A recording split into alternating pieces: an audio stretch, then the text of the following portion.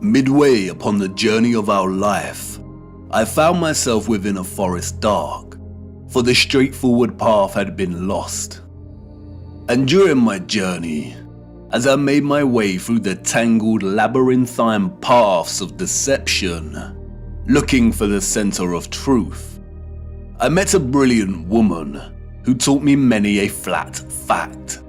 But out of all of her flat facts, it was one fact that struck a chord. She showed me the maps of old and asked me to find the key anomaly, the one error that all maps contained. I pointed to the varying representations of unknown land masses, to Hyperborea. She shook her head. No, find the glitch. We live on a flat plane. Our world is an electromagnetic terrarium, surrounded by an ethereal sea of water. And like all terrariums, after initial creation, they begin to form their own self-sustaining atmosphere. The sun and the moon journey above our flat realm in concentric spirals. There are 5 prominent circles of latitude, we are told. We have the Arctic Circle, closest to the center, the Tropic of Cancer at 23.5 degrees latitude in the northern hemisphere, the Equator at 0 degree latitude, the Tropic of Capricorn at 23.5 degrees latitude in the southern hemisphere, and the Antarctic Circle. The sun journeys from the equator at the March equinox up in concentric spirals to the Tropic of Cancer. When the sun is in this position, the northern hemisphere experiences summer and the southern hemisphere experiences winter. After which, the sun turns and begins making its way back to the equator. The word tropic stems from the Latin word tropicus, which means pertaining to a turn. The sun journeys back, taking the same concentric spiral path, and reaches the equator again. It then keeps going and reaches the Tropic of Capricorn. When the sun is in this position, the southern hemisphere experiences summer and the northern hemisphere experiences winter. After a time, the sun turns and begins making its way back to the equator for the March equinox. The equinox occurs when the sun is journeying the circle of the equator, and those living along this line of latitude will see the sun directly overhead at a 90-degree angle at solar noon. The March equinox marks a season of spring in the northern hemisphere, and the September equinox marks a season of autumn. If you live in the southern hemisphere, this is reversed, and the September equinox marks spring and the March equinox autumn. It is important to note that the sun never reaches the Arctic Circle, nor does it reach the Antarctic Circle. It never reaches the poles. It journeys to the tropic circles and then turns back. The point at which the sun reaches its most northerly and southerly excursion relative to the equator is called the solstice. Solstice comes from the Latin word solstitium, which means point at which the sun seems to stand still. And indeed, many do note that the sun seems to stop on the solstices. And this is because, in a sense, it does. It reaches the most northerly and southerly excursion and turns back. But why the Tropic of Cancer and Capricorn? Who names these circles of latitude? Our historical ancestors did. They had clocks that not only told them the seconds of the hour, the hours in the day, but also the moment of dusk and dawn and the current phase of the moon. Their clocks understood the true time, the bigger picture. They understood the celestial clock.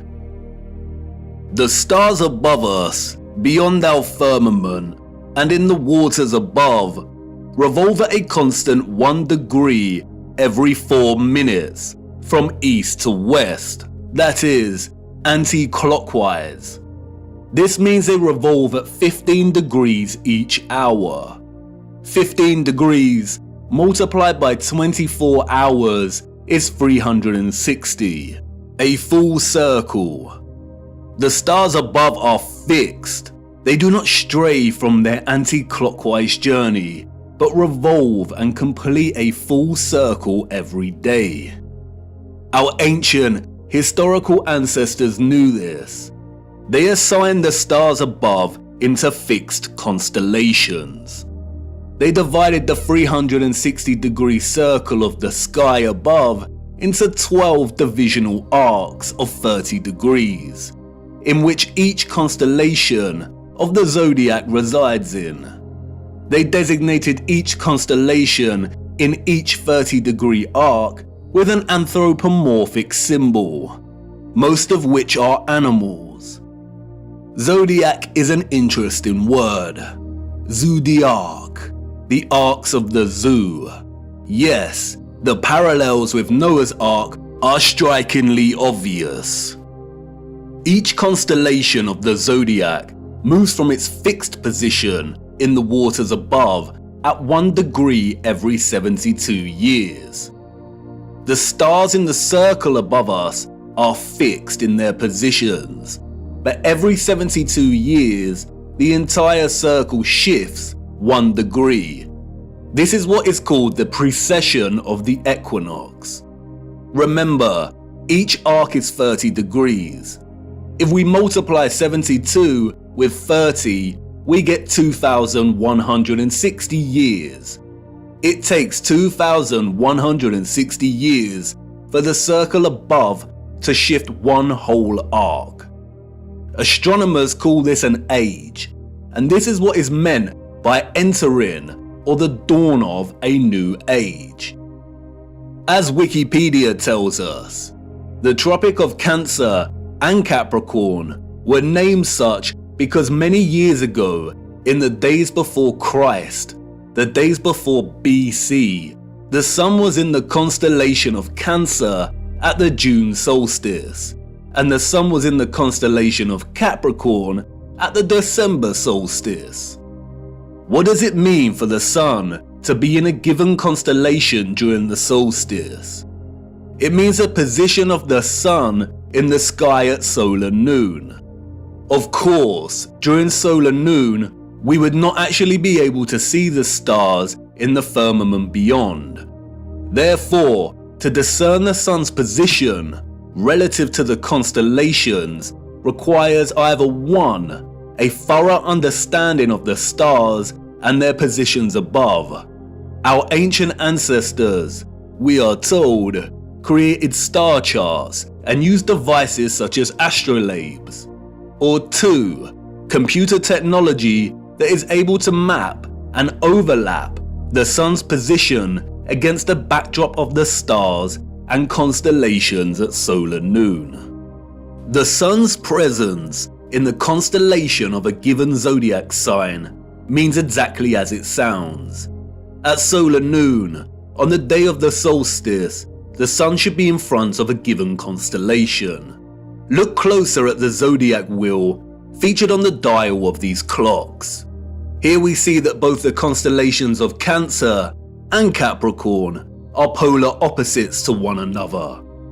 These are the names of the 2 lines of latitude on the maps, and that we use to discern the sun's most northerly and southerly excursion above our flat plane. All historical cartographic world maps display both these circles of latitude as Cancer and Capricorn. We see it here on Mercator's maps, on the Ortelius, on the Rouge, on the Urbano Monte. Cartographic maps combine so-called science with aesthetics to communicate spatial information effectively. They strive to be accurate. And we still use this designation of Cancer and Capricorn for these circles of latitude on our cartographic maps today. Google Earth also uses these designations. But why? As Wikipedia states, when this line of latitude was named in the last centuries BC, the sun was in the constellation Cancer at the June solstice, the time each year that the sun reaches its zenith at this latitude. Similarly, when the Tropic of Capricorn was named, the sun was in the constellation of Capricorn at the December solstice. And the wheel of the zodiac makes this very easy to understand. For instance, if the sun is in any given constellation at solar noon on the June solstice, then its counterpart on the December solstice will always be in the constellation opposite to the June sign. And this is represented with a straight vertical line. If, for instance, the sun was in the constellation of Aries at the June solstice, then it will appear in the constellation of Libra in the December solstice. If the sun was in the constellation of Pisces at the June solstice, then it will be in the constellation of Virgo during the December solstice. These signs are, in a sense, bound in their opposition to one another. And this is where it becomes interesting. The vertical line here represents the tropic circles and their respective constellations during the solstices. But they are governed by another circle of latitude, the equator. On the wheel, this is represented by the horizontal line. And you'll see that the lines form a cross. The equator and the tropic circles are bound in unison by this cross. Remember, the zodiac is the clock face of the circle of stars above us. When one turns anti-clockwise, the rest follow. And just like the signs of the solstices, the left hand of the horizontal line here represents the constellation the sun is in during the March equinox, and the right hand side representative of the sign during the September equinox. And it is the left hand side of the cross, the March equinox, or what is referred to as the vernal equinox, and its zodiac sign, which acts as a reference point for the entire celestial coordinate system. It's called the first point of Aries. The naming of this reference point after the sign Aries is arbitrary, or so they say. We also use it as a reference point for naming the age we are in.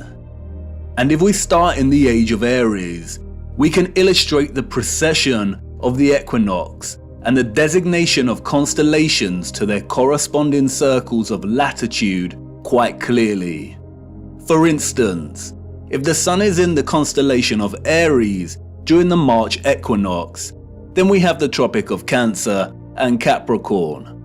We also see that the sun will be in the constellation of Libra during the September equinox. Now the stars above us are revolving anti-clockwise from their usual fixed positions at 1 degree every 72 years, and a whole zodiac arc every 2,160 years. So let's jump 2,160 years to the age of Pisces. The sun is, of course, in Pisces during the March equinox. We have the Tropic of Gemini and Sagittarius, and the sun in Virgo during the September equinox. You'll no doubt have noticed that the wheel represented here turns clockwise, and that's because it's a representation of the constellations, as if your view was outside of the firmament and looking down on the stars. If you were standing underneath this wheel and looking up, it would rotate anti-clockwise. I am using the clockwise representation because it is the best way to illustrate the precession of the equinox. This rotation keeps shifting one arc every 2,160 years until the wheel makes a full circle, or what is known as a great year. Why is this important? What we see here And what the mainstream narrative confirms is that the tropics of Cancer and Capricorn occurred during the age of Aries. For the last 2,000 years or so, we have been in the age of Pisces. Remember, an age lasts for roughly 2,160 years. And we are now on the cusp of entering into the age of Aquarius. On June 2020, during the solstice, the sun entered the border of Taurus, and therefore the transition has already begun. And Google will tell you this yourself if you search. A new age, or a precession of 30 degrees into a new constellation on the March equinox, is not some new age, pseudo-spiritual fantasy of astrologists and yogis alike. It is an astronomical law of the stars above in the firmament, and you can track it yourself every equinox and solstice. It is a critical and integral component in the function of our realm. If we are entering the age of Aquarius, then that means that the sun has not been in the constellation of Cancer or Capricorn during the solstice for over 2,000 years, when our realm was in the age of Aries. All the old and current cartographic maps, and even Google Earth, represent these circles of latitude as the Tropic of Cancer and Capricorn.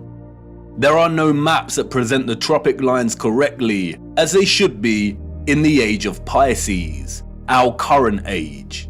Wikipedia and other mainstream narratives of deception tell us that our ancient historical ancestors of horse and cart and copper chisels named these circles of latitude in the times of BC, and no one in the course of history that followed bothered to change the names of the tropics to their accurate designation.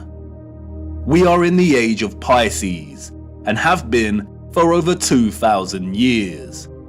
The circles of latitude should be called the Tropic of Gemini and the Tropic of Sagittarius. And so what? What's in a name? But this brilliant lady, who taught me this flat fact, was patient. What's in a name? Everything. And until she said it, I didn't realize how stupid I'd been to overlook this.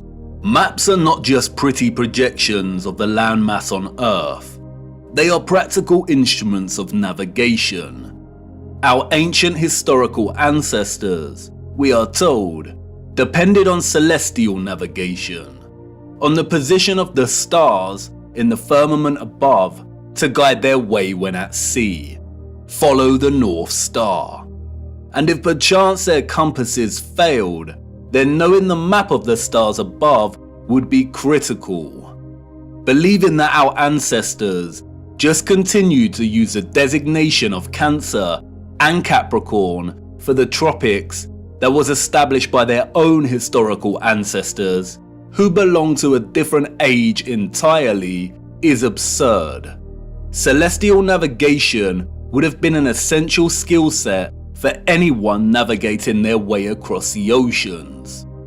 And if they did have advanced technology, like we have our computers and GPS systems, then would they really be that lazy and neglectful to not bother designating the tropic circles to their correct constellation titles?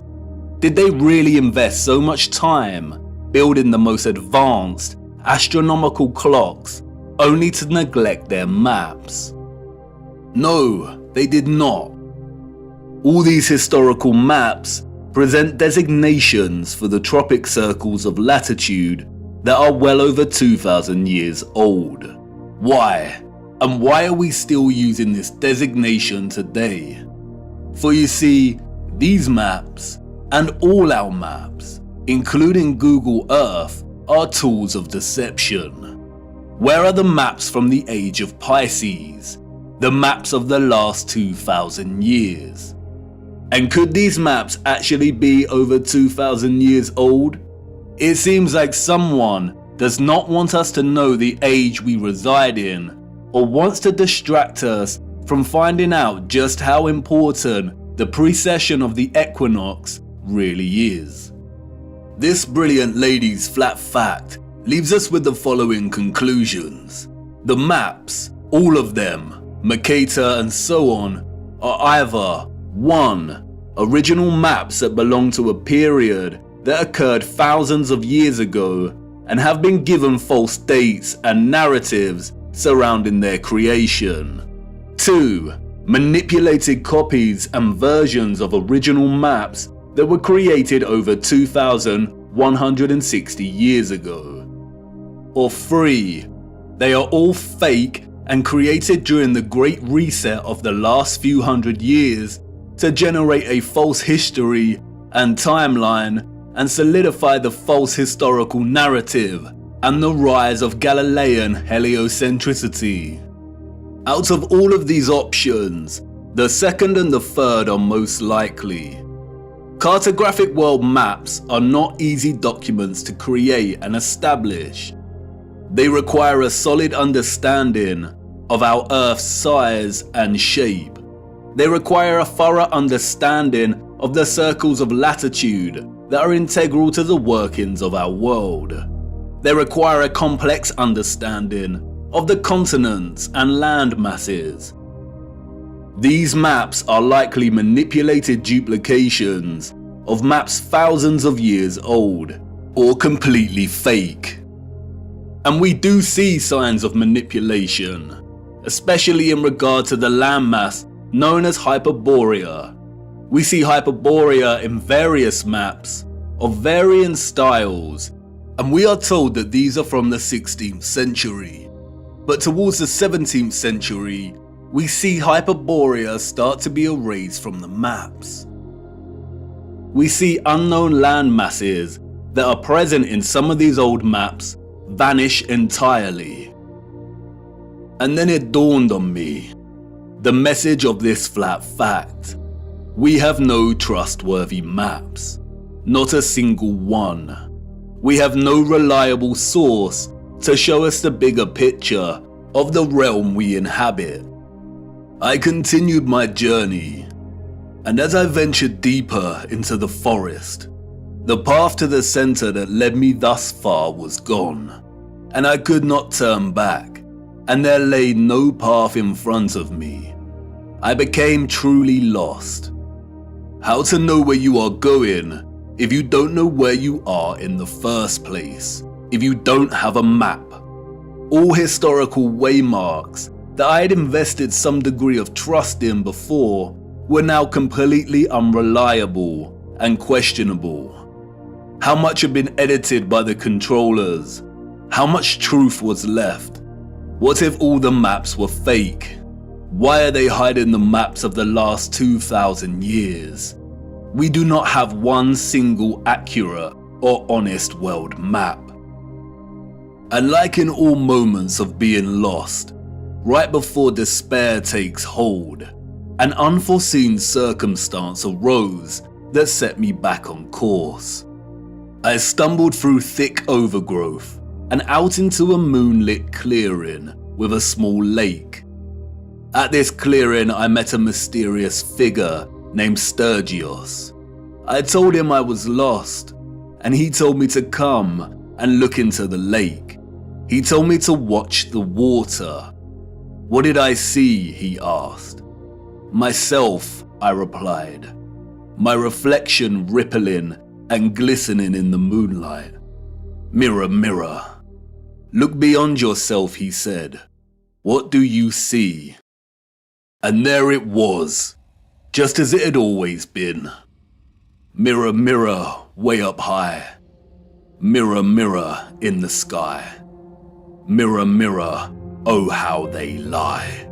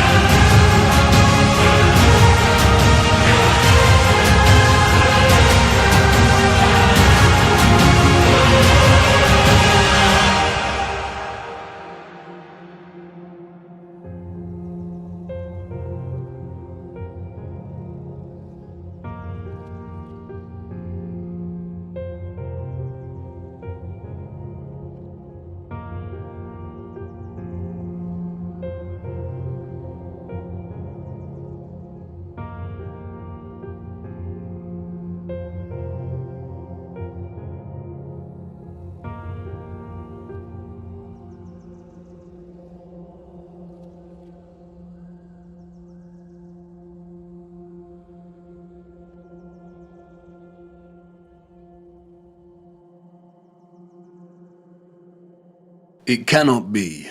All this time, hiding in plain sight. A distorted, unreliable yet steadfast reflection. A quasi-photographic image of both our known world and what is this? This is the unknown world. Thank you, Sturgios, for all your work. Sturgios has mapped out each continent to the minutest detail. His work is meticulous. He has mapped time zones, seasons, flight paths and distances. The first true flat Earth map. And it is of utmost importance primarily due to the unknown landmass over here that Sturgios has named Terra Vista, after the Aberno Monte landmass of the same name. Why have we never heard of this land before? If the area here is our known world, then the realm is absolutely enormous. But wait a minute. Sturgios' presentation of our known world here maps the 5 prominent circles of latitude. We see the Arctic Circle, the Tropics, the Equator, and the Antarctic Circle. And Sturgios has mapped the Sun's concentric journey around these circles of latitude, mapping seasons and time zones with the utmost precision and accuracy. So what's going on? The Sun and Moon cannot journey the entirety of the land masses presented here because it would take too long. Does this landmass not have its own sun? Or perhaps the Moon is not a map of the greater realm after all. But not so fast. We need to spend some time breaking down Sturgios' discovery here. How the image on the face of the Moon was and is formed, when it was formed, and why are all questions that no one can answer. Nobody knows apart from the deceivers in higher places. But there are a lot of things hidden in plain sight that bring us a little closer to having a better understanding of this mysterious phenomenon. First of all is the nature of this image. It is a composite image. You are witnessing multiple images simultaneously when looking at the face of the Moon. And these images are akin to a type of X-ray photography. There is also evidently a lot of distortion and optical illusion present in these images. No one can offer an explanation as to how this composite image has formed, nor has anyone ever provided a satisfactory answer as to what exactly the Moon is. And rightly so, for if they could, we would not be in this mess in the first place. While most alternative views of the Moon's true nature are rooted in nonsensical theories, such as those dreamt up by many deceivers and boys who never grew up, and who like the idea that aliens created the Moon and there exist underground bases deep within its craters. There is one man, however, who spoke of the Moon in the years leading up to the space race in the 60s, and who offered a very sensible insight. In 1965, Professor R. Foster challenged the corrupt scientific complex by stating that landing on the Moon was an impossibility. It is an impossibility, according to Foster, because the Moon is plasma and not solid. Here is what he said in an interview. What is your theory? Well, it is by now rather more than a theory. 10 or 11 years ago, I stated to various scientists that the Moon is not a piece of rock, but it is a plasma phenomenon, a cosmic plasma, and that this fact will eventually be confirmed. I made certain predictions which were already confirmed in 1958, and the situation now is coming close to a complete confirmation. Scientific views expressed all over the world now that the Moon seems to be of a quite different nature of what was assumed. But the Americans and Russians are thinking of landing men on it. Well, that will never happen. Not on the Moon. On Mars, on Venus, on other planets, yes, but the Moon is definitely, as I assert, a plasma. Like most that speak out, Foster was most likely controlled opposition. Notice that he says it is possible to land on other planets, but not the moon. It is likely that it was his task to introduce a half-truth, that the moon is a plasma phenomenon, only for his claims to be, quote, debunked and proved wrong, unquote, a few years later, after they staged the moon landings. Since Foster's claim, however, our own access to technology in recent years has allowed us to investigate the moon in more detail. And through this we see over and over again varying instances of the moon behaving in a way that debunks a lie that it is a ball of rock. We see with our own eyes a semi-transparent moon, either at night or while there is still daylight. We see the sky through the moon. Sometimes it is even possible to see stars directly through the moon. Many have repeatedly demonstrated that moonlight is colder than the shade at night, and therefore it cannot be reflected sunlight as it possesses no residual warmth. We also know that spherical objects do not reflect light. By the laws of reflection, the light concentrates into a highlight point and does not reflect. You can also see frequent crescent moons when both the moon and the sun are within close proximity of each other, meaning that it is impossible for the sun to be casting the Earth's shadow onto the moon. So if the moon is a plasma phenomenon, then how could this be formed in the first place? It is in the appropriation and demonization of the symbol of the swastika that we find some very interesting insights. The existence of a vast amount of historical literature and symbolism suggestive of a vortex opening in the center of our world is too prevalent to be coincidental.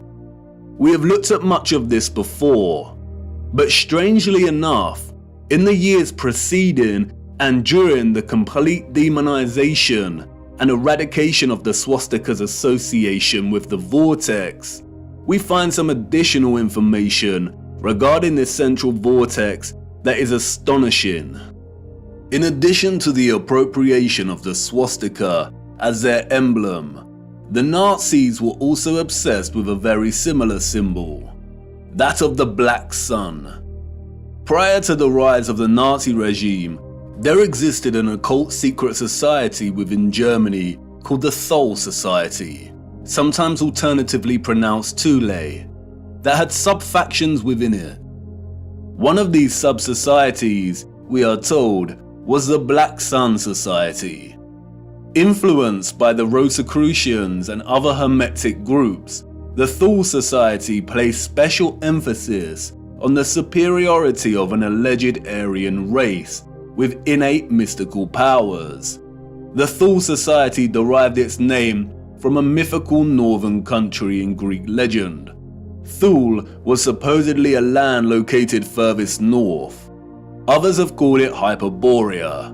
The Thule Society believed, we are told, that an elder race, the Aryans, colonized our Earth, and they were located within the center of our hollow Earth.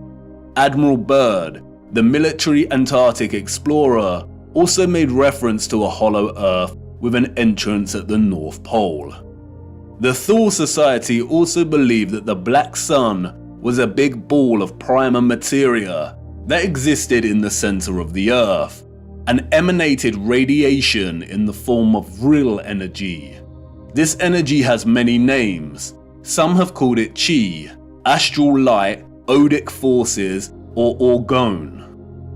In 1933, the main architect of the event known as the Holocaust, Heinrich Himmler, acquired Wewelsburg Castle, a wonderful piece of old world infrastructure and technology. He supposedly remodeled the castle, and in doing so imprinted the symbol of the Black Sun into the marble floor of what came to be known as the General's Hall.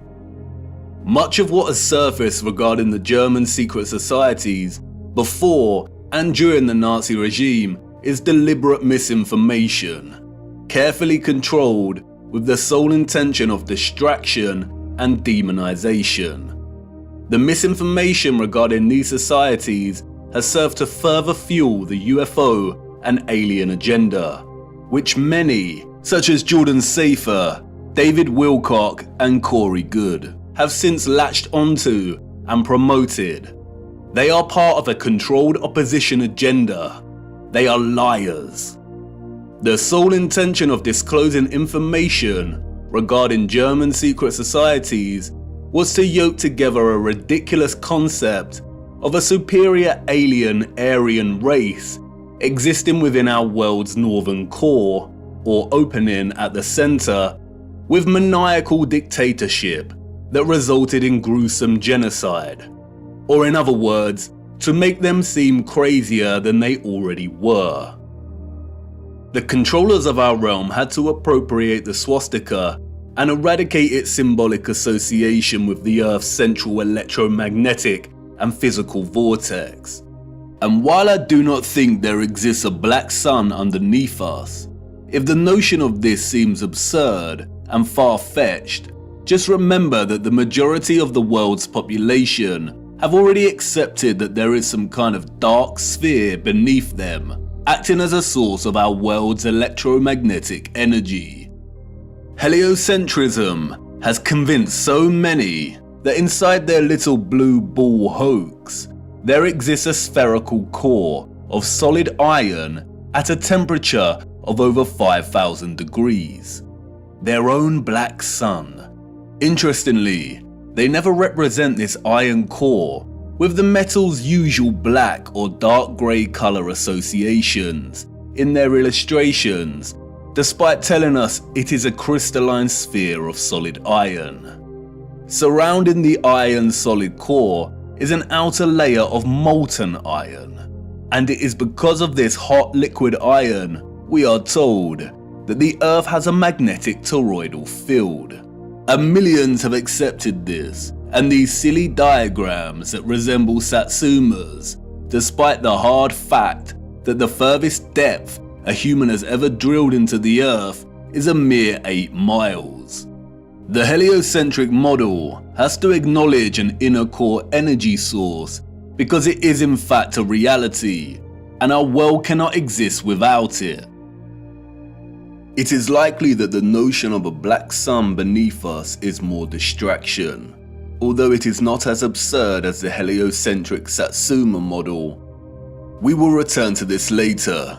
What is important now, however, is that not only have we another instance of the concept of a black core at the center of our realm, and another reference to a central vortex and opening, but we also have reference to energy, or what the Thule Society called Vril, radiating out of this opening. And if this is truly the case, then we have a theoretical model in which both the formation of the sun and moon makes complete sense.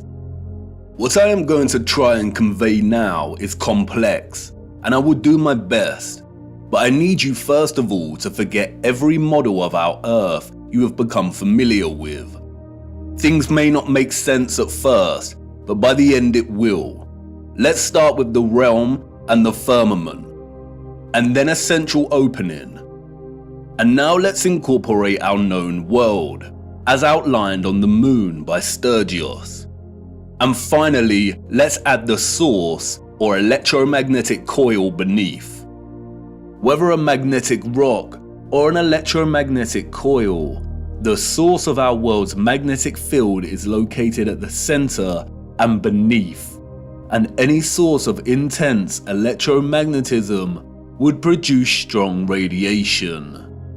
No one can say indefinitely, but it is highly likely that the concentrated plasma that we call the moon is a result of a unique form of radiation, similar to X-rays, that emanate from this source via an opening or vortex.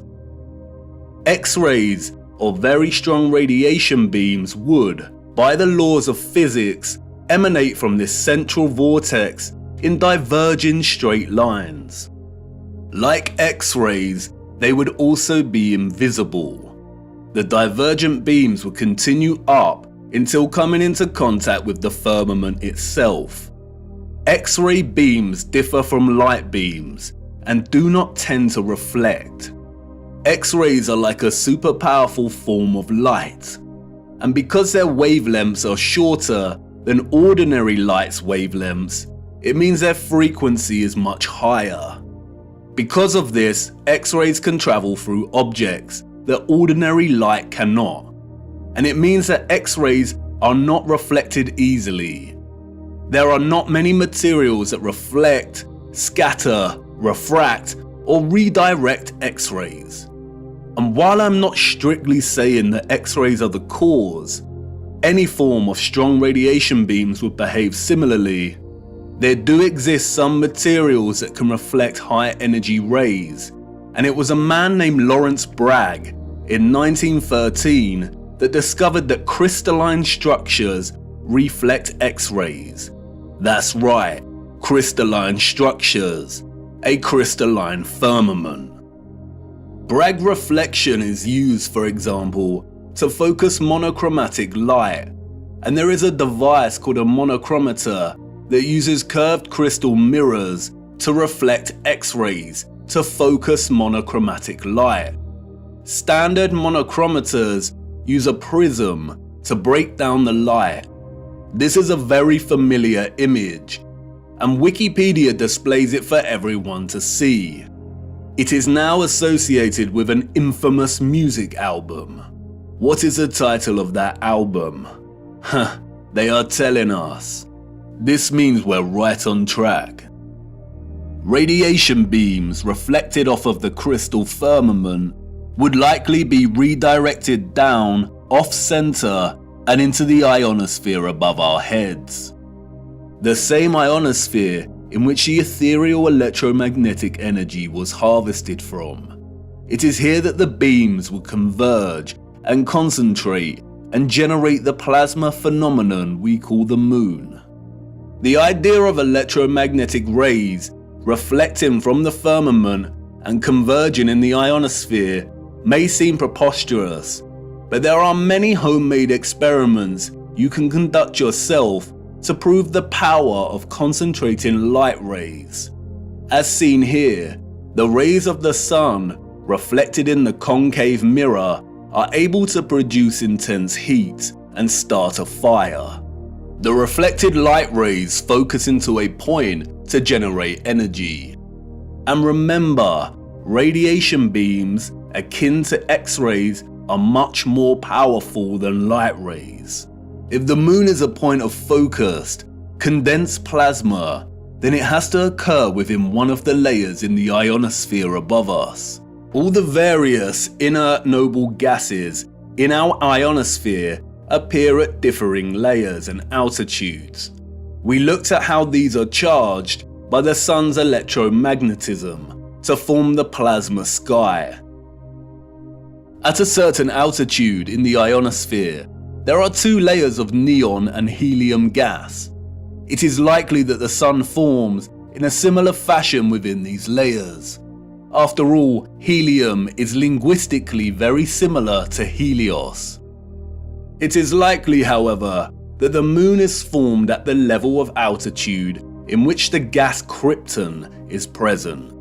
Krypton is known for its phosphorescent white light. It is also used to create non-thermal or cold plasma, as demonstrated by contemporary scientists developing this field today. The primary reason that the moon's light is cold and not hot like the sun's is not known, but it is likely due to a polarity produced by their interaction with our electromagnetic field in the ionosphere, the moon being the dielectric negative polarity to the sun's positive charge. The craters seen on the moon are likely from the generation of this plasma. Perhaps it is some kind of plasma emulsion that displays a kind of outgassing or bubbling, much like we see with urethane paint defects. Recently, Bizarre theories have emerged that we live within one of these craters on the moon. This is not correct. The moon is some kind of phosphorescent, concentrated plasma and not a solid object. You can see the formation of this plasma and its craters right here. It is not solid, it is a light. And this is great because we have a very realistic and working model as to how the moon is formed. What we don't have, however, is an explanation as to how the composite image on its face is formed. As I said before, the image we are seeing on the moon is akin to a composite X-ray photograph of our greater realm. And it is not an active reflection, but rather a historical moment captured in time. And of course, no one knows how it is formed other than those in high places. The moon is a paradoxical phenomenon, at once a volatile luminary of plasma that waxes and wanes in its luminosity, and also a steadfast image captured at some point in time that does not seem to change. We only ever see this image on the moon, and it never changes. This strange and mysterious image that has puzzled and inspired millions could be a result of a natural, organic phenomenon, or perhaps even artificial. Again, only the controllers know. The word photo originates from the Greek photos. It means light. Hence we have words such as photosynthesis, which means the synthesis of light, in which plants harvest light energy and convert it into chemical energy. A photon is the quantum of the electromagnetic field, including electromagnetic radiation, such as light. A huge misconception is the notion that photographic imaging is not a natural, organic phenomenon. This is not correct. The word photograph means light drawing. The concept of natural light-sensitive material is well understood. Our bodies begin to darken when exposed to too much sunlight. Depending on the exposure to the UV, our bodies can develop tan lines. The light literally draws on us. Certain textures and textiles can fade or come to the surface when exposed to light, and there exists natural camera obscuras. A natural camera obscura occurs when a darkened space with a hole permits light rays to enter from outside the space, resulting in a projected image of the space outside inside the darkened area. We can even see projected images of a solar eclipse here on the ground underneath a leaf canopy due to the holes in the leaves. Natural camera obscura was, of course, the inspiration for the early development of photographic technology. Interestingly, the noble gas krypton, the same gas present in our ionosphere, has been used for years, we are told, as an integral component in camera flashes for high-speed photography. It is also an essential component in hyperpolarized MRI scanners. There is also a possibility that the face of the moon is not a natural phenomenon, but was a result of an experiment. Photographic and X-ray films are created through a fusion of a gelatin emulsion with microscopic silver crystals. Because of this, exposure to light is able to capture an invisible latent image. During light exposure, the silver halide crystals grow to visible sizes, and this is what is called printing out the image. Microscopic silver was essential in producing traditional photographic images. Without it, the technology would not have been possible in the first place. Interestingly, in their alignment of noble metals with astronomical bodies, the alchemists designated the moon as having rulership over the metal silver.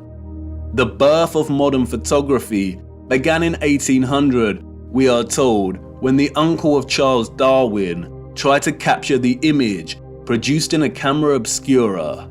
he discovered that by coating white leather with silver nitrate, he was able to partially capture real-life images. The use of silver nitrate was developed further by Louis Daguerre, who went on to birth the daguerreotype and modern photography. But what is interesting is that silver nitrate goes by another name. They called it lunar caustic, in homage to the alchemists' association between the moon and silver. It's also quite interesting that many Masonic representations of the alchemists depict the sun and moon as reflected rays. And what are the coincidences that the alchemists, who probably didn't exist in the manner we are told they did, associated the moon with the very metal in which traditional photography is impossible without? This is not a coincidence.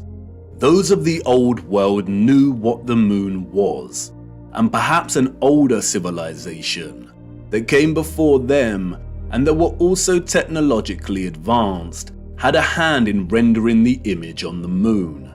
It's not that much of a preposterous notion, considering that we are continually experimenting with things on a cosmological scale today, staging fake rocket launches that sometimes get caught on the firmament, developing artificial suns, and some demons in higher places are even trying to find ways to dim the sun.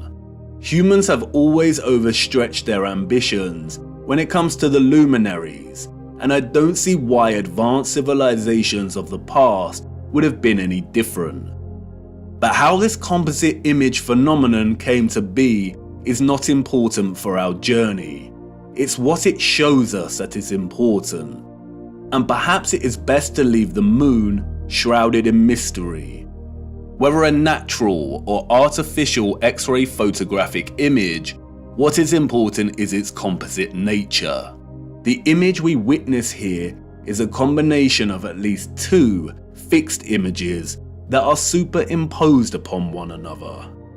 The first image we are seeing, as Sturgios' groundbreaking work has shown over and over again, is a skeletal outline of our realm's land masses, akin to an X-ray, and in a way we have never seen before. In this image, we see all the continents of land we associate with Earth, or what is more appropriately termed the known world, represented by the dark areas in the image. And we also see vast bodies of land and continents that we are completely unfamiliar with. Sturgios revealed that if you treat the moon as the mirror image it is, and flip its image like you would with any reflection, then you can start to map our known land masses with utmost precision. And this is exactly what Sturgios has done, mapping the known world captured in the moon down to its Great Lakes and deserts.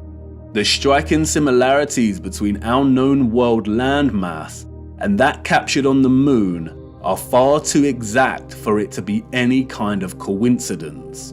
It has been right in front of our faces every single day, literally. It is likely that no one has connected the dots here before because of this particular unknown landmass, which Sturgios has appropriately named Lemuria. And this landmass is very important because we know that it does not exist anymore. Theories of Lemuria's existence as a lost continent have been around since the 19th century, with most plotting its location somewhere around the Indian Ocean. Those in the 19th century also spoke of another lost continent called Mu. They are one and the same thing. Old maps of Mu plot the land exactly where it is on the moon. And in 2007, Masaki Kimura discovered huge structures, including pyramids, castles, and roads, on the ocean floor, some way from Japan, a location very similar to where Lemuria is plotted here on the moon. The continent sunk years and years ago, and this is very useful because it means that this image is not an active reflection, but a moment captured in time before the continent sunk. The second image we are simultaneously witnessing in our moon is that of the firmament itself. Yes, you heard me right. The moon is the only known official image of our firmament. The face of the moon is a composite image, and we have to separate the images to fully understand what we are seeing. We have the landmass of the greater realm, and this is one image from one angle. And then we have another image from a different angle. I can only illustrate this by showing you. This specific area of the moon is primarily what gives the phenomenon its spherical 3D appearance. The heliocentric liars love this area of the moon, and they have used it as a weapon of deceit against us. It is not a crater with rays, like they tell us. Look closer. Really look. This is not the markings of a spherical object. It is the apex of the domed firmament from within the dome. Watch closely. This is the composite image on the moon, presenting both images simultaneously.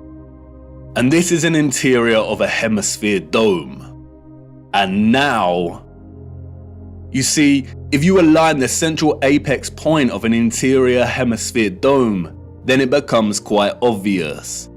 If you erase the remaining vector lines of the dome, then it becomes really obvious. And once you see it, it becomes very hard to unsee. It isn't a sphere. That is an optical illusion. It is the markings of a hemisphere dome. And not only is this the interior apex crown of the firmament, it is also a reflection of the center of our realm below. This area of the moon lends its spherical shape because of the so-called rays that emanate from it. But as you can see, it is an optical illusion. The rays are actually hemispherical ribs stemming from the dome's crown. This area in the middle of these ribs is not a crater. That is the vortex directly beneath the highest point of the dome. The controllers have named this area Tycho. It was given this name, we are told, by Jesuit astronomer Giovanni Riccioli in 1651. If it was not for Tycho, then the controllers of our realm would have a very hard time convincing millions that they lived on a giant spinning ball. And like with everything else, they have used Tycho to hide things in plain sight. For instance, another 17th century Masonic astronomer named Pierre Gassendi called it Umbilicus Lunaris, the navel of the moon, which is interesting as Norse mythology uses the same simile of the navel to describe Vergelmir, the whirlpool in the center of our realm. Arthur C. Clarke's Space Odyssey, one of the most famous science fiction novels of all time, features a crater on the moon named Tycho. In the novel, scientists find that there is a strong magnetic field emanating from the crater and discover that it is coming from a black cube monolith buried 15 meters within the crater. A black monolith, a rupus nigra, a magnetic black rock. If you separate the two images, then you can see clearly how they are in fact two images of two different angles that somehow have ended up superimposed on each other. We do not see any oceans or water mass captured in the first image, which suggests there is some kind of X-ray radiation at play. We don't see the vortex at the center in the first image for this reason. And again, no one knows how these images were formed. But if some kind of radiation beams were responsible, then the first image, the land masses of our greater realm, were most likely captured as the rays hit the firmament. And as those rays were reflected into our ionosphere and began forming the plasma mass we call the moon, it is likely that the second image was captured. And that is the image of the firmament, of the structure existing above us. And that's why we can see the outline of this structure, the stars beyond this structure, and the reflection of the vortex and other great deeps below. The moon is a masterpiece of distorted perspective, a plasma embodiment of as above, so below. And it's going to take a lot of work and careful consideration in smoothing out this distortion to try and get somewhere close enough to create a proper map of the world we live in. And because the moon is a disc-like mass of plasma, the first image of the land presents some curvilinear distortion. And you can see it here at the edges as the land begins to warp and wrap slightly. A lot of serious work needs to go into creating a flat projection of this distortion. But it shouldn't be too difficult, because the distortion is only slight around these edges, and that's why Sturgios can map the circles of latitude, seasons, and time zones very accurately. A map without the distortion may look something like this. But important questions remain. If the central vortex is absent from the land image on the moon, then why has Sturgios plotted the land we assume is Hyperborea over here, which is not in the center? And what about all this other land? The sun and moon cannot journey above all of this land, as it would take more than 24 hours to circle all of this, and we know the paths of the sun and moon. And the big one. The one you've been desperate to ask about since uncovering the only map we have. Where is the ice wall that you flat earthers constantly bang on about? Let's start with Hyperborea. And here's where many flat earthers may experience cognitive dissonance. Although Sturgios has plotted Hyperborea here, there is no proof that this is the true Hyperborea. There are a lot of different land masses in this region, and we cannot be sure. It pains me to say that Hyperborea may not exist in the way we have come to believe. Mercator's Hyperborea is likely the work of the Masons to throw us off the real path. And this is what our purpose is all about, isn't it? Digging for the truth is difficult business, and as we dig deeper, we come to realize that artifacts we found before may not be as useful or important as we first thought. We all get it wrong, but stay with me, no need to despair just yet. It is very interesting that the Urbano Monte map was added to the Stanford University map collection and made available to the public in 2017, the same year the flat earth was gaining huge traction and people were starting to wake up. It's also interesting that it has been arranged as a planisphere.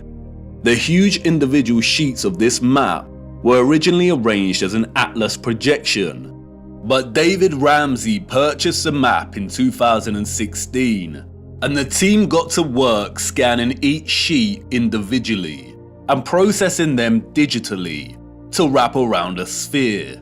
Perhaps the release of Monte's marvelous map was an attempt to keep flat earthers thinking Hyperborea was located at the North Pole, and to perhaps bring back any that were sitting on the fence and hadn't truly woken up yet.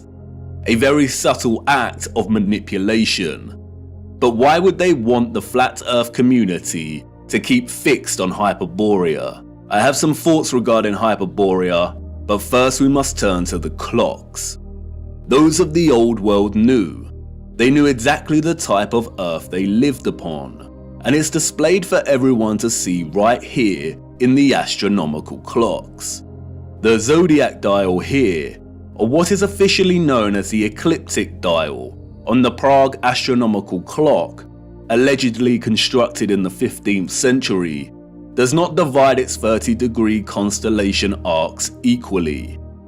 It is also off-center from the map behind and appears distorted, and so many clocks of the old world present very similar ecliptic dials. But let's look a little closer at this magnificent Prague clock. As you can see, the zodiac dial contains a border that presents a series of vertical lines. These lines represent a chunk of 5 days. and each zodiac section represents a month. Those of the old world use this dial to track the seasons, the phases of the moon, and to present the date. But in a realm of perfect circles, why are 6 of the 30-degree arcs here represented within a smaller space than the other 6? They all contain 5 subsections, so why are they different? As you can see here, the Prague astronomical clock presents the land of Earth in the middle. Why does the ecliptic dial need to be bigger and off-center with the representation of Earth?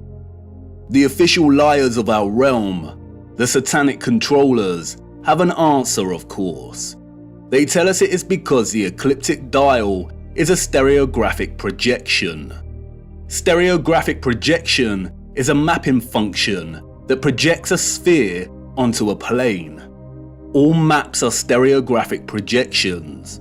We have no accurate maps. Wikipedia tells us that the ecliptic plane is projected onto the face of the clock, and because of the Earth's tilted angle of rotation relative to its orbital plane, it is displaced from the center and appears to be distorted. The projection point for the stereographic projection is the North Pole. In their fabricated heliocentric model, the Earth has an axial tilt of 23.4 degrees. The controllers needed to invent the axial tilt to justify the entire spherical lie, to justify the seasons, the vastly differing climates, and to justify the absolute fixed position of Polaris over the true geographic north. The reason Polaris does not appear to move, they say, is because Polaris lies nearly in direct line with the Earth's rotational axis above the North Pole, the North Celestial Pole. Polaris stands almost motionless in the sky, and all the stars of the northern sky appear to rotate around it. Remember, everything in their model is moving at incomprehensible speeds. But we can see with our own eyes that Polaris remains fixed. If they did not invent the axial tilt, or what is known as the obliquity of the ecliptic, then they would have no way to justify this in their fairyland model of orbiting planets. Polaris does not move, it remains fixed. If you are in Iceland or America, you can film a star trail of Polaris, and it remains fixed. But it is not fixed directly overhead in these locations.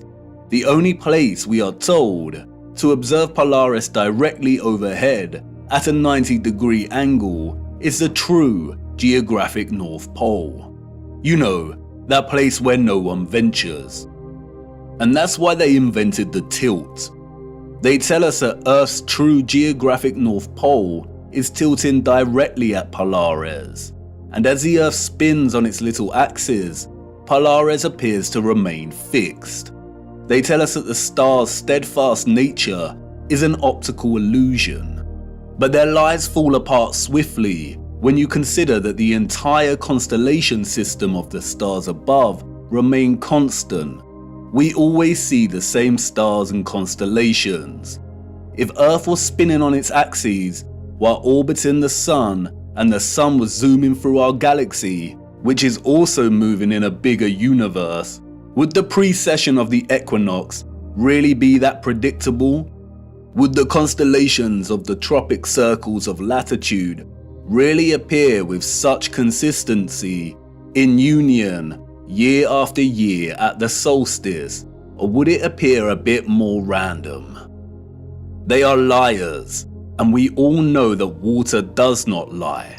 Resting water does not curve or convex. For you see, the satanic controllers are masterminds of reverse engineering. The celestial zodiac ecliptic dial is not a stereographic projection. The entire heliocentric model is reverse engineered science, and they had to start at Polaris and trace their steps back to ensure they justified its fixed, immovable position and made sure it was compatible with their globe. The Prague astronomical clock has been altered drastically over the last 200 years. It's suffered fires, been restored and altered. And you can see that here in the way the projection of the Earth behind the clock has changed over time from a flat map to a bulging, unsightly sphere. But look, when you align the ecliptic dial with the map of our greater realm, then this all starts to make sense.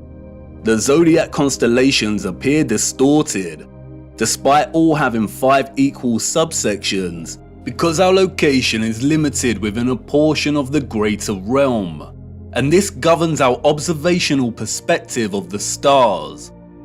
The shape of this dial has nothing to do with an axial tilt. It is designed this way to reflect our known world within this magnetic field pocket. The realm is much larger, and therefore the firmament and circumference of the fixed stars in the water beyond is much larger than the circumference of our own magnetic field. Polaris is here, above the center. And this is so important. They tell us that our magnetic North Pole is separate from what they call true geographic north. Our magnetic North Pole is moving. How can that be? Is that just another one of their lies? No, it is not. It is a half-truth. They tell us over the course of a century, the magnetic North Pole has moved from its location just above Canada to near Greenland and is now en route to Siberia. It is moving fast. Why? The symbol of the swastika and the black sun offer some clues as to why. For years now, flat earthers have come to see the magnetic North Pole and geographic North Pole as synonymous, but they are not. As you know, the swastika symbolizes the vortex, but the black sun takes its symbolic message further. The central core circle here represents the iron core, the black sun, or what the fictional Mercator called the Rupes Nigra. But look closer. There is another ring outside of the central core.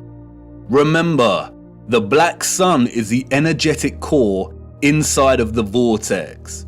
And remember also that in the heliocentric model, they acknowledge that the Earth's core is a solid iron sphere, but there also exists an outer core of molten iron liquid.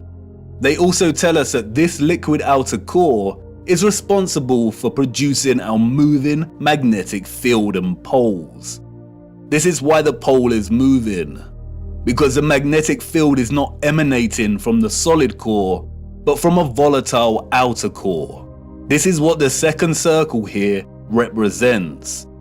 And like everything heliocentric related, all you need to do is apply common sense and flatten the curve, and things start to make sense.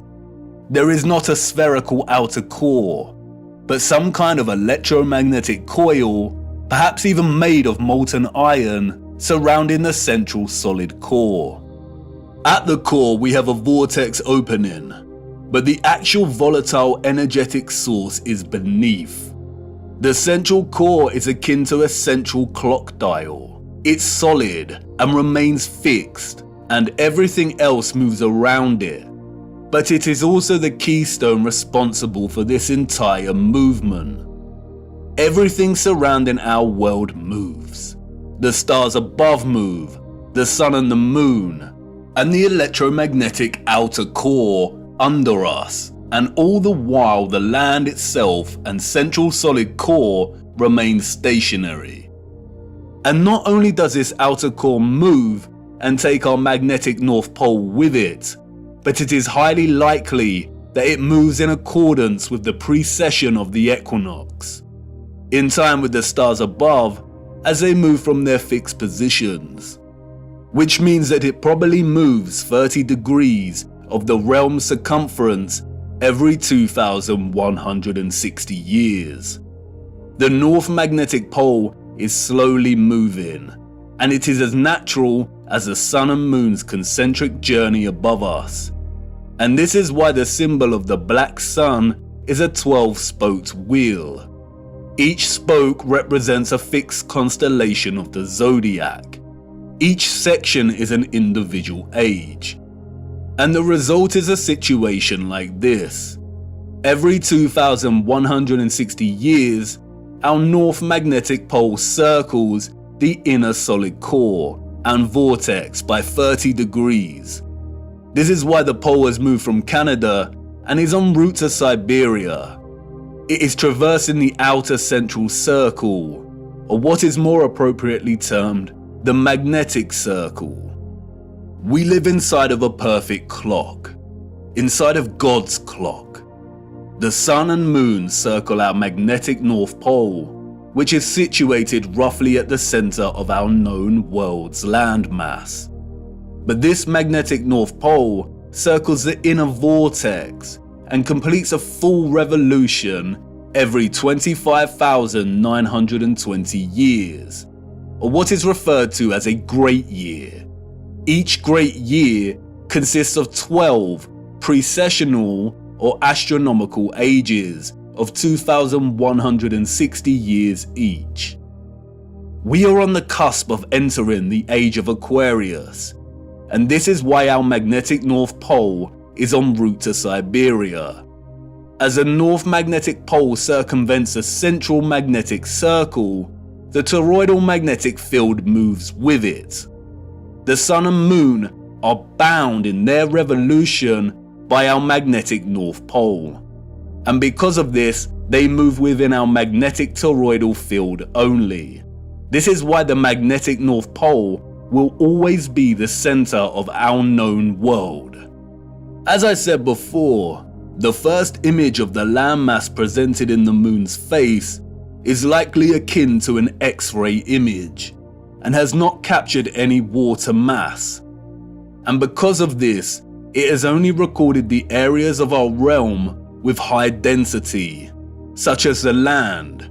In the same way, an X-ray image will capture the parts of our bodies with the highest density, like the bone, but not the blood in our veins. In a sense, it is appropriate to view the landmass captured here as skeletal, and because of this, it has not captured the water or ocean surrounding our land, nor does it display a differentiation between the frozen landmass and that which is not frozen.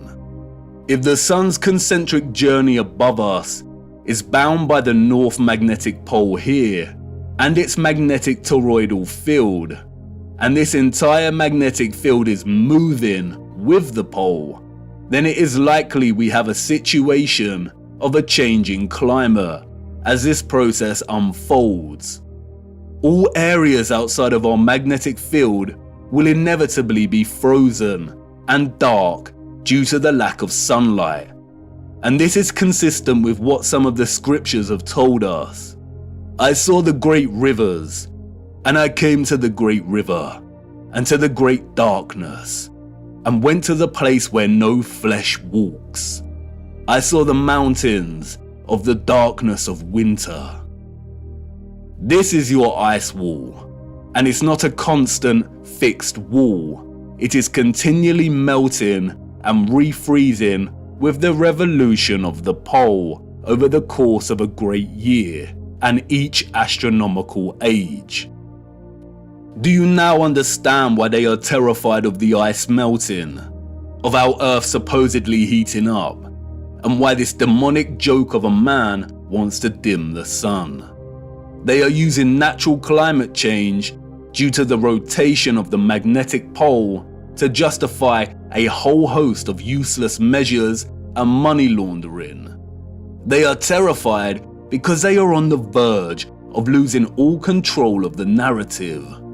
We must save the precious Antarctica from melting, the last unspoiled place on Earth. But as you can see, there is no landmass for us to call Antarctica. It is a complete lie. When they refer to Antarctica, there is only the Antarctic Circle, and a lot of the footage at the so-called Antarctica could have been taken at any location around this circle.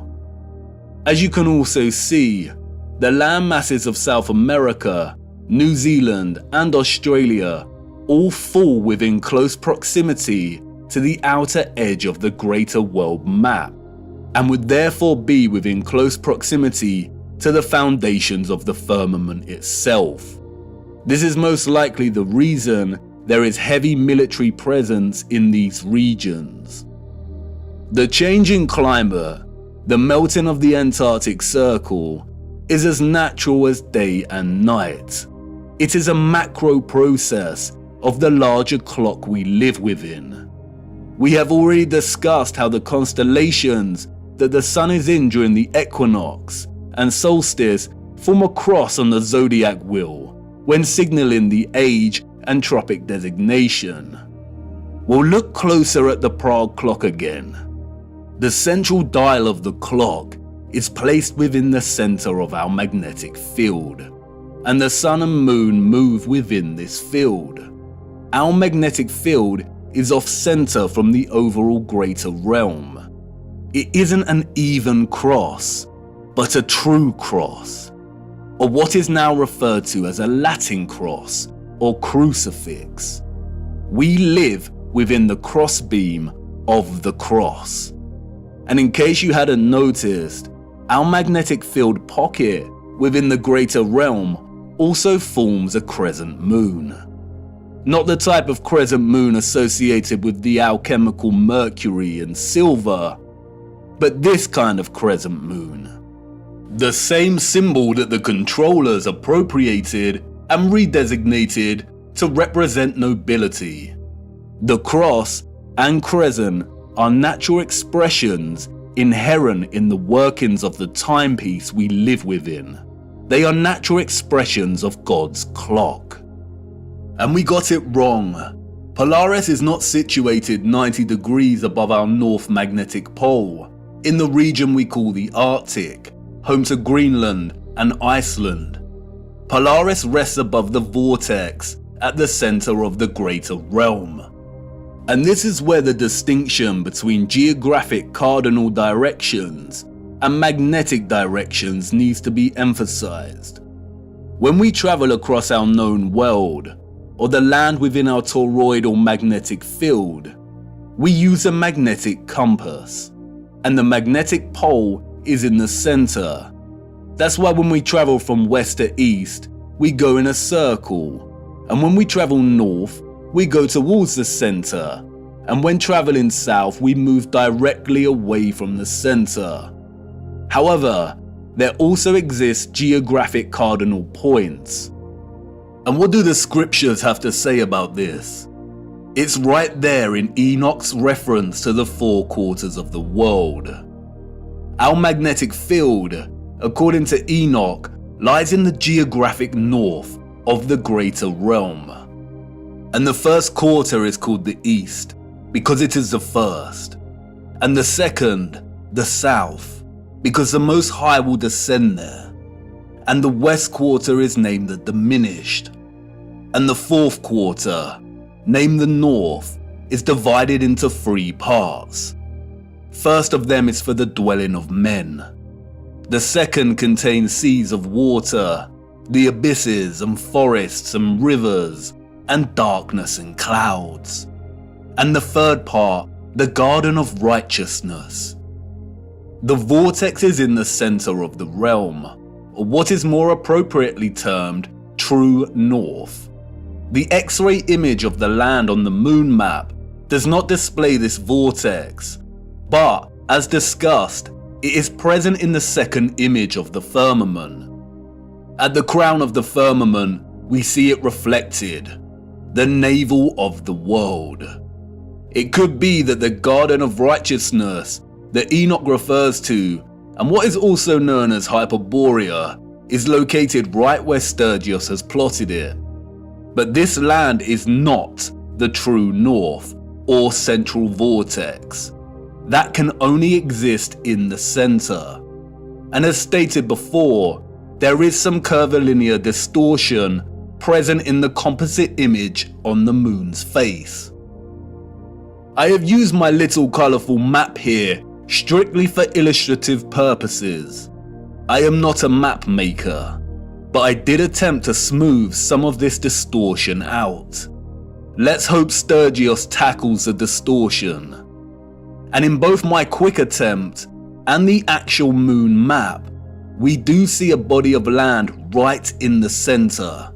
Right here. Perhaps this is the Garden of Righteousness, surrounding the central vortex. And perhaps Enoch's reference to it being located in our northern quarter is because it can only be accessed from within this quarter. Who knows?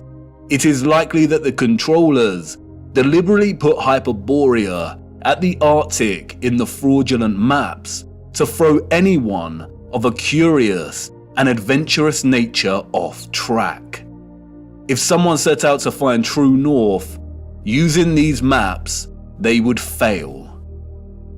And because of the distinction between magnetic and geographic direction, finding true north would be a monumental feat, even without their deceptions. If anyone wanted to truly journey to the center of our greater realm, they would have a very hard time, and they would need to forsake the compass altogether. If the geographic south of our magnetic field is down here, with the lands usually associated with south, then the central vortex of the greater realm falls within our geographic north. But we would not be able to reach it with the compass pointing north. It is not located at our north magnetic pole. If you use a compass to travel north, you will end up traveling here. If the South Pole is the entire Antarctic Circle, then to travel to the true north, you would need to go south. But even then, this would most likely fail. If the center is made of iron, then at some point it would supersede the southern magnetic pole of our magnetic field. If by chance you were lucky to head in the direction of true north, then the compass would most likely fail altogether due to the iron core. As the mysterious text, the Inventio Fortunata states, here the ship's compass loses its property, and no vessel with iron on board is able to get away. The only way to get to true north is by celestial navigation via Polaris, a skill set that has been generally eradicated from common knowledge. And I bet these oceans are heavily guarded. We will be returning to magnetic fields later in our journey. And we really need to reappropriate the definition of the word planet. Planet, a smaller subsection or fraction of a much larger plane. Time is ticking, viewer. You are wondering why I brought you into this dark forest. Why is all of this important? Because once upon a reset, the established timeline is a lie. We cannot begin to map our revised timeline unless we start plotting it in accordance with the greater realm we inhabit. We need to apply the astronomical clock, the ages, to get closer to some kind of clarity. We are not out of the forest yet. And can you feel it yet? The entire matrix is starting to crumble. Everything we've ever learned, everything we've ever relied upon to shape our understanding of the realm we temporarily inhabit is now unreliable. And all we are left with is our own eyes. And all we see over and over again is water always seeking its flat level. We see structural remains that those in the history books could not have built. And we see a great evil multiplying. We only have our eyes and old photographs, moments captured in time, the act of photography, the art of juxtaposition, of comparison and contrast. We are so small, our world in the mirror. Where are the maps of the age of Pisces? Where has our history gone? And what has become of us now? Are we that different to those we see in the 19th century? Look at us, desperately searching for lost time. Our boots caked in mud, our entire days spent digging through the deception. Digging and moving the mud. Frantically digging. Tired and aching, but not giving up. And what do we find? The same things that our ancestors of the 19th century found. Glimmers of glory, of beauty, of pain, and wonder that remain stubbornly silent, offering no explanation for its existence or how it came to be. Old photographs and such glory. I haven't shown you just how impossible these structures are yet. The only thing these people have ever built is the lie, brick by brick, and I need to show you how they did it. Our world in the mirror, once upon a reset. There have been many great resets during our realm's history, all very different in nature. We need to look at all of them. How to reset time, to wind back the clock. The death and dawn of a new age. This was not the first reset, nor is it the last. It is happening again right now. Empty cities, such quietness. There is a war going on back home, viewer, and most haven't even realized. A peculiar and irregular type of war. Silent warfare, information warfare, biological warfare. A war as old as time itself. A war between the forces of light and those of darkness. And we're caught in the middle, on the cusp of the dawning of a new age. A war for Aquarius, the water bearer. Watch the water. And for us who fell in love with the truth, and who have resisted the darkness, we've had the armor of God on now for so long. How many of your friends and family have deserted you? How many of them left you stuck in the mud? And you've remained steadfast. But it's time we took a stand and became very loud. It's time to draw the sword of truth. The blind are going to need us because nothing can stop what is coming.